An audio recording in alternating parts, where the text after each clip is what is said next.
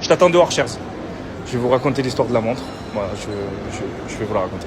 Donc vous vous rappelez quand on est parti en Islande, c'est il y a quelques mois maintenant, ça va faire plus de 6 mois, parce que du coup je vais vous expliquer pourquoi après. Nous sommes partis en Islande avec ma femme, tout se passe bien, on fait notre voyage dans le froid, trop bien et tout, comme vous le savez. Et à un moment donné, on est dans un hôtel où il y a un jacuzzi chaud, voilà, comme dans plein d'hôtels. Et à ce moment-là, on décide d'aller dans le jacuzzi. Et je vais donc dans le jacuzzi avec ma montre, comme d'habitude. Je mets mes montres dans l'eau sans problème, puisqu'elles sont waterproof. Elles sont surtout, elles vont sous l'eau, quoi. Sauf que là, il y avait un petit souci, c'est que, vous savez, le petit bitonio sur le côté où que tu dévisses et que tu tires pour changer l'heure, il était ouvert. Donc, la montre a pris directement l'eau, directement buée, montre KO, quoi. Donc, au milieu de l'Islande, j'étais un petit peu dégoûté. Parce que voilà, c'était une de mes premières montres en plus et c'est une montre à laquelle je tiens énormément et qui aussi coûte très cher. Donc, qu'est-ce qui s'est passé? Je suis arrivé directement, je l'ai envoyé au service après-vente. Le service après-vente m'a dit écoutez, on est obligé de l'envoyer en Suisse, parce que c'est une montre suisse, donc ça va prendre 6 mois. Voilà, ça va prendre 6 mois et ça va coûter cher aussi. Donc, j'ai dit ok, de toute façon, dans tous les cas, c'était soit ça, soit la montre elle est morte. Et donc, ils m'ont fait un rapport 2 mois après en me disant voilà, il faut tout changer, on va la polir, on va ouvrir, on va changer le truc à l'intérieur, on va devoir changer des aiguilles, enfin il y a des trucs un petit peu rouillés et tout. Donc ils ont tout refait la montre, hein. Clairement ça va être une montre neuve que je vais récupérer maintenant.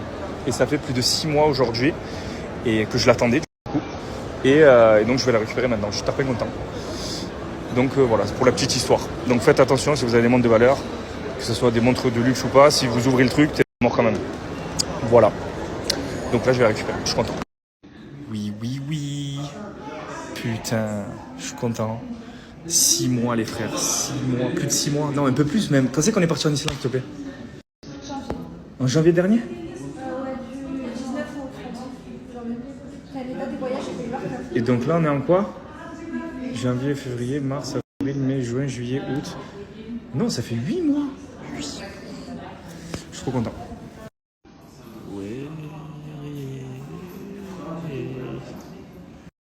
Et voilà, toute neuve, ils m'ont changé tout, ils m'ont changé l'intérieur, les aiguilles, toute la face de lune et tout, ils ont tout poli, ils ont tout mis nickel, j'ai l'impression qu'elle est toute neuve. Je suis comme un fou. Pour la petite histoire, cette montre, je l'ai achetée il y a... On était même pas ensemble, je crois. Ou alors c'était le début. Alors il y a 7 ans. On habitait encore en France et tout. Et donc elle a une histoire pour moi.